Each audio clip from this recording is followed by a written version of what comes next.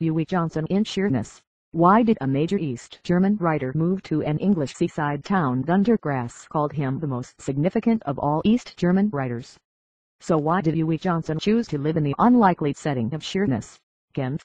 Asks John Goudie. To his fellow drinkers in the Seaview Hotel, he was Charles or Charlie, the mysterious foreigner who had become part of their hard-pressed world. They noticed he kept a notebook in his pocket.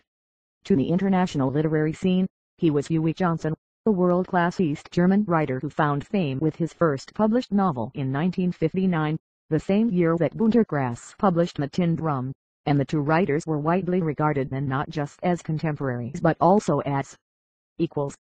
Johnson's book, Speculations About Jakob, was the first to focus on the difficulties of living in a divided Germany.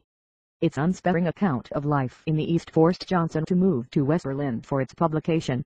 He found himself described as the poet of a divided Germany, a title he hated. He was uncomfortable in the capitalist West, too. After spending some time in New York in the 1960s, Johnson moved to the seaside town of Sheerness, on the Isle of Sheppey, Kent, in 1974. He was 40.